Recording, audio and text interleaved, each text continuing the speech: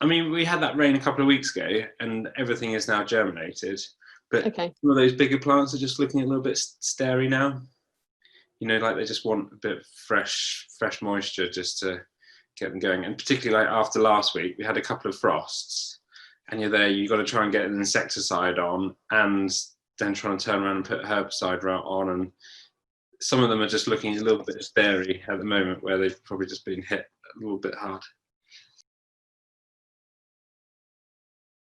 Started yesterday. Okay. Is a bit of a sort of slightly all over the place. Some stuff is well on flag leaf. Other stuff is sort of flag leaf, sort of still very much rolled and sort of poking through. So there are sort of two extremes. Is that kind of variety driven or drill date driven, or just kind of soil conditions? And probably more drilling date, I would say, than anything else. But then there's probably a bit of variety in that. So we've got some late drill stuff, but it's slightly further forward than the not so late drilled stuff. But that's, yeah. Sort of the pressure has come off the sprayer this week, so we can sort of just chip away at it nice and slowly. But we've also got quite a lot of yellow rust coming in our Kerin. And okay. just, I suppose it highlights sometimes that T0 doesn't provide much to yield, but it doesn't half give you a buffer when things sort of get stretched or not quite so timely with your T1s. So when we had that wet week a couple of weeks ago, it delayed us back by a week, and that's just what's allowed the yellow rust to slip in, and particularly on some Kerin. And so we're just sort of trying to chase rust quite a bit in that at the moment. Always a concern.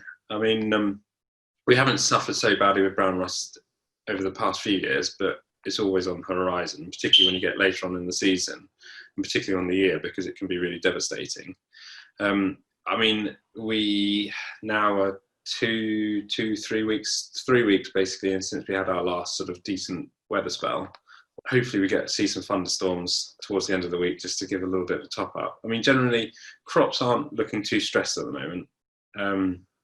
There's a couple of bits on lighter ground that's just starting to show up in patches, but the rest of it is all sitting pretty reasonable. But if the weather does change in the next couple of weeks, because we've sort of holding out to go and do a T3, which we wouldn't normally do, then we can sort of react to the weather then.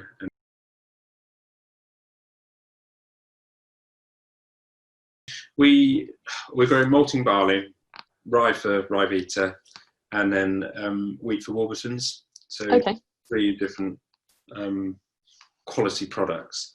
The rye vita contract is something that's we've been growing for 20 plus years, I think. Okay.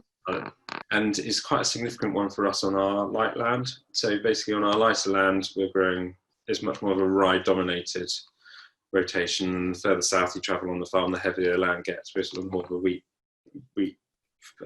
dominated rotation. Rye's a bit of a funny crop really. I mean, it grows like stink, but it just does not like having cold and wet feet over the winter, and it's really sensitive to compaction or just sort of any sort of capping or anything like that at drilling. So although it's established quite nicely, it's not quite the same as what it was the autumn before. But we'll typically budget sort of 8.5, 9 tonne a hectare on it on white land. And if you've got the equivalent crop of wheat on that land, it will always be, you typically probably budget like 6 or 7 tonne a hectare. Okay. And it's worth a premium as well on it. But how we going to manage that is that with that rye crop, we're trying to push the protein in it. So we're putting sort of late N on, sort of around flag leaf timing for protein top up. So sort of fairly fortunate really that the flag leaf came out a good couple of weeks ago when we had that rain. So that's got the nitrogen on it and got it into the plant. And so that's away. Whereas the wheat with the Warburtons contract, again, trying to push the proteins in that. And we're not allowed to put any foliar N on.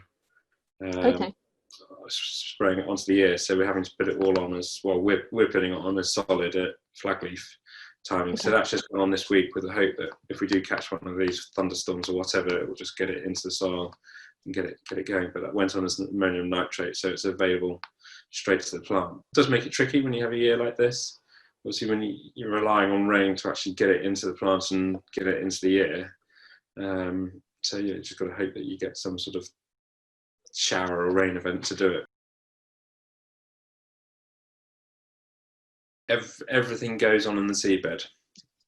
So again, just trying to hit things as early as possible with the view that, if you get the rain, it's washed into the ground, the plant can start to make use of it really. Plans, what have we got? So sort of lined up for the sprayer so far is finishing off T2s, so in the middle of that. So we'll hopefully get all of that done this week. Aphid control and sugar beet. I mean, we did the first round of aphid control beginning of last week.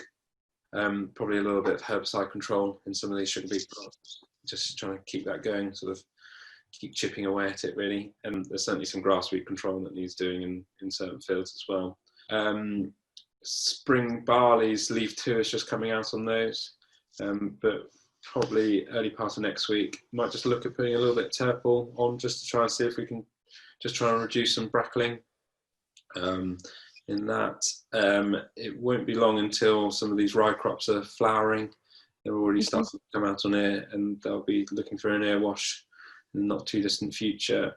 Terpal on this spring rye that we're growing, because that's certainly sort of climbing upwards pretty quickly. And flagleaf is just poking through on that, so we're just going to put a bit of terpal on it this week, and then probably come back to it, and put a fungicide on it. Okay. But generally we're reasonably on top of things really.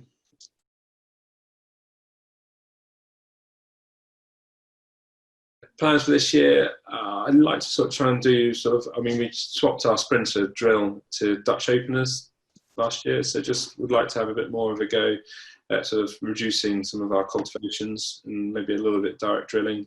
I'm not to say that the whole farm will go into a direct drilling sort of scenario, because I don't think it quite fits our system, but I think there's areas of our rotation where it will work in quite nicely and just reduce the amount of cultivations. Although diesel's cheap this year, who's to say it's not going to be next year or when lockdown is over. So just want to sort of try and make ourselves a bit more resilient really.